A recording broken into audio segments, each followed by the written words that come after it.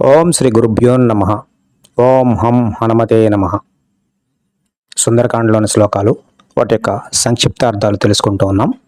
హనుమంతుడు లంకను చేరుకోవడానికి నిశ్చయించుకొని సముద్రంపై ప్రయాణిస్తూ ఉన్నారు. ఆయన ప్రయాణాన్ని వాల్మీకి గారు సవివరంగా తెలియజేస్తూ ఉన్నారు. ఆ పరంపరలో మరికొన్ని శ్లోకాలు. హే యదా విపతత్యుల్కాహి ఉత్తరాంతాద్వి నిస్పృత దృశ్యతే సానుబంధాచ తథా స కపికుంజరః. ఈ శ్లోకంలోని మొదటి పాదంలో రెండవ పాదంలో చాలా పదాలు కలిపి ఇచ్చారు. వీటిని పదచ్ఛేదం చేసుకుందాం. ఖే యదా నిపతతి ఉల్కాహి ఉత్తరాంతాత్ వినిస్పృతః. ఇట్లా విడివిడిగా చదువుకోవాలి. ఈ శ్లోకం యొక్క అర్థం ఏంటంటే, ఉత్తర దిక్కు నుంచి దక్షిణ దిక్కుకు వెళ్తున్నటువంటి హనుమంతుడు రావణానర్థ సూచకముగా పొడమిన తోకచుక్క వలె ఆకాశంలో కనిపిస్తూ ఉన్నాడు. ఉత్తర దిశ నుంచి దక్షిణ దిక్కుకు ప్రయాణం మొదలుపెట్టారు హనుమంతుడు. ఎందుకంటే భారతదేశానికి దక్షిణ దిశలో లంక ఉంది. అది రావణ అనర్థక సూచకము, అంటే రావణునికి నష్టాన్ని కలిగించేటటువంటి తోకచుక్క, అంటే ఆకాశంలో కనిపించిన తోకచుక్క వలె హనుమంతుల వారు కనిపిస్తూ ఉన్నారు. పతత్పతంగ సంకాశో వ్యాయత సుశుభే కపిః ప్రవృద్ధ ఇవ మాతంగ కక్ష్యయ భద్యమానయా. ఈ శ్లోకంలో పతత్పతంగ సంకాశ అనే పదాన్ని వాడారు. దీని అర్థం ఏంటంటే, ముందుకు పోతూ ఉన్నటువంటి సూర్యునితో సమానమైనటువంటి వారు. ఈ శ్లోకం యొక్క పూర్తి అర్థము, సూర్యుడితో సమానమైనటువంటి వాడు, మహోన్నతమైన ఆకారం కలిగినటువంటి వాడు, ముందుకు దూసుకుపోతున్నటువంటి హనుమంతుడు ఎలా కనిపించాడు అయ్యా అంటే, నడుముకు తోలు పటాకా కట్టబడిన ఏనుగు వలె కనిపించసాగాడు. ఏనుగులకి అలంకారం కోసం నడుకుకి ఒక పటాకా కడతారు, ఒక పట్టీ లాంటిది కడతారు. ఆ మదించినటువంటి గజముతో ఈ హనుమంతుని పోల్చారు. తర్వాత శ్లోకం, ఉపరిష్టాచరీరేణ ఛాయయా చవగాఢయ సాగరే మారుతావిష్ట నవ్రీవాసిత్తదా కపిః. ఈ శ్లోకం యొక్క అర్థము, ఆకాశంలో హనుమంతుడు ప్రయాణిస్తూ ఉండగా ఆయన నీడ సముద్రంపై పడుతూ ఉంది.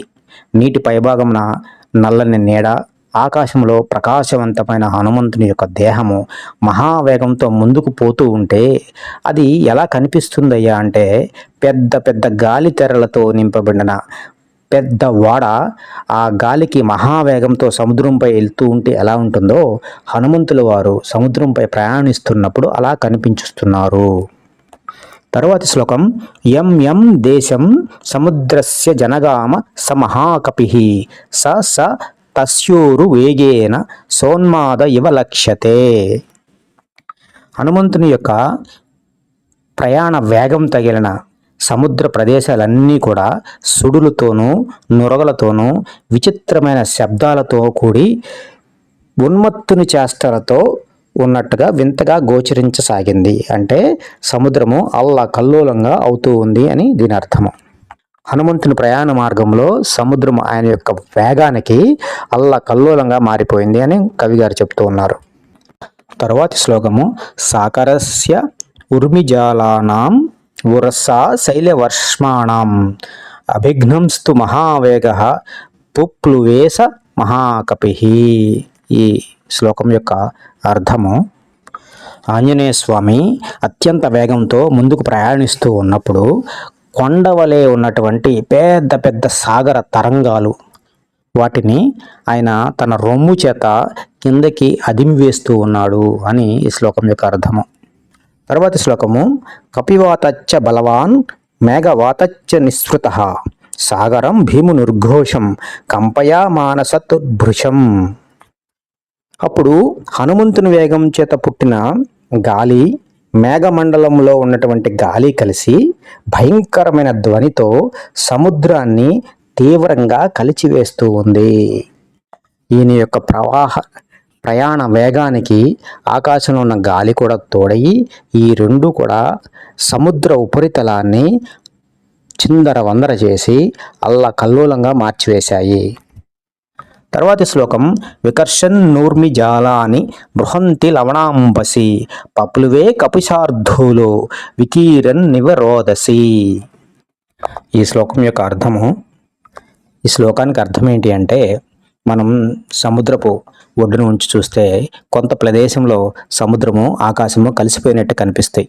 కానీ హనుమంతుడు ప్రయాణం చేసేటటువంటి మార్గంలో ఆయన ఎలా వెళుతున్నాడు అయ్యా అంటే, సముద్రాన్ని ఆకాశాన్ని వేరు చేస్తూ దూసుకుంటూ వెళ్ళిపోతున్నట్లుగా కనిపిస్తూ ఉన్నారని వాల్మీకి గారు వివరిస్తూ ఉన్నారు.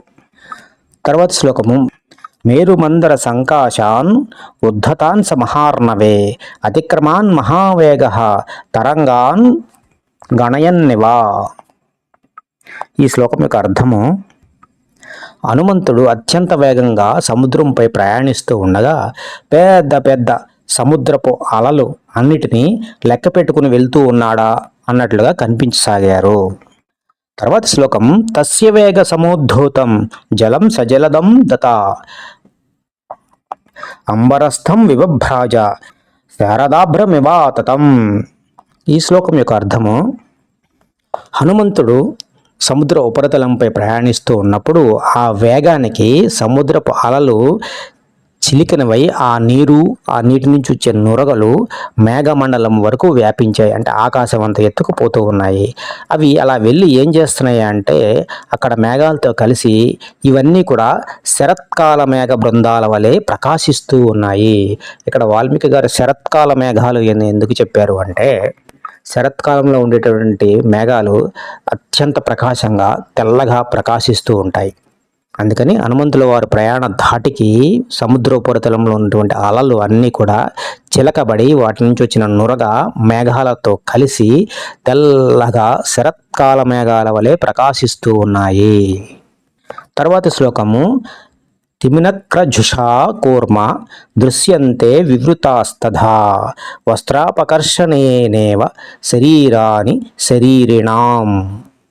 ఈ శ్లోకం యొక్క అర్థము, వస్త్రములన్నీ తొలగించబడేట చేత శరీరము నగ్నముగా అయ్యి మనుషుల యొక్క అవయవాలు ఎంత స్పష్టంగా కనిపిస్తూ ఉంటాయో, అలాగే హనుమంతుని వేగము చేత సముద్రము పైన ఉన్నటువంటి నీరు అంతా కూడా ఛేదించబడి ఆకాశమునకు ఎగురుతూ ఉంటే అందులో ఉన్నటువంటి చేపలు, మొసళ్ళు, తాబేళ్లు స్పష్టమైన ఆకారంతో కనిపిస్తూ ఉన్నాయి.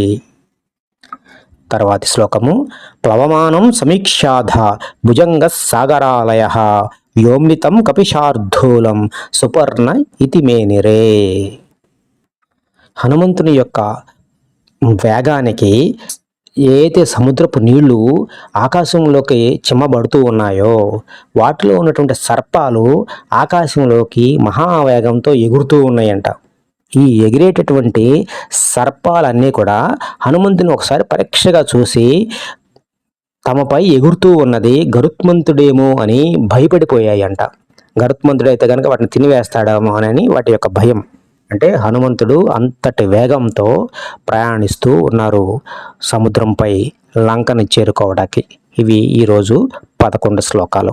వీటిని ఒక్కొక్క శ్లోకాన్ని పదచ్ఛేదనంతో నిదానంగా చదువుకుందాం.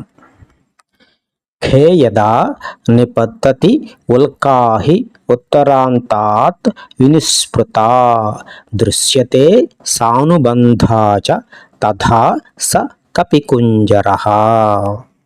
తర్వాతి శ్లోకము పతతత్ పతంగ సంకాశః వ్యాయతః సుశుభే కపిః ప్రవృద్ధ ఇవ మాతంగః కక్షయా బధ్యమానయా.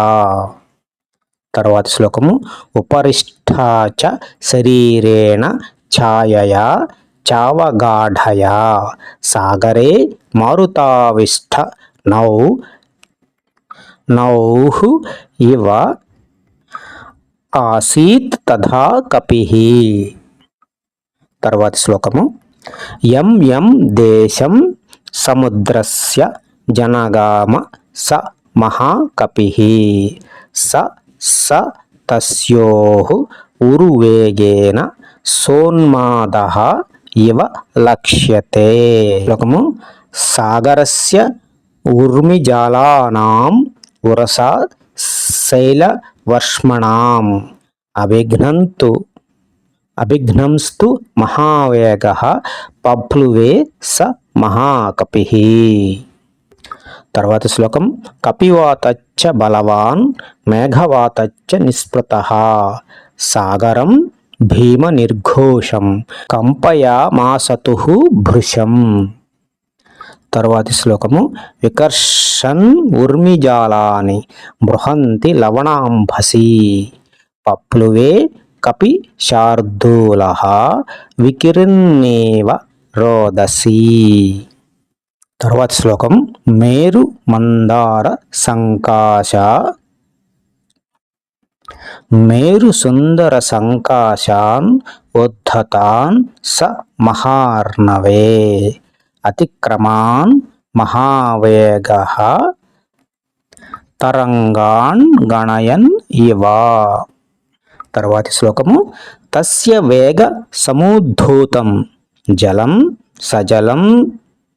జలం సజలదం తదా అంబరస్థం విభభ్రాజ శరదాభ్రం ఇవ ఆతతం. తర్వాతి శ్లోకము. తిమినక్రజుషా కూర్మా దృశ్యంతే వివృతాస్తథా వస్త్రాపకర్షేణేవ శరీరాణం. చివరి శ్లోకము. ప్లవమానం సమీక్ష్యాథ భుజంగా సాగరాలయః వ్యోమ్నిం తం కపిశార్దూలం సువర్ణ ఇతి మేనిరే. ఇవి ఈరోజు 11 శ్లోకాలు. వాటి యొక్క సంక్షిప్త అర్థాలు, వాటిలో ఉన్నటువంటి పదచ్ఛేదాలు. వీటిని భక్తి శ్రద్ధలతో విని చదివి పారాయణం చేసుకోండి. ఈ వీడియోపై మీ అభిప్రాయాలను తప్పకుండా తెలియచేయండి. మీ సలహాలు సూచనలు కూడా కామెంట్ల రూపంలో తప్పకుండా తెలియచేయగలరు. ఓం హం హనుమతే నమః. ఓం శ్రీ గురుభ్యో నమః.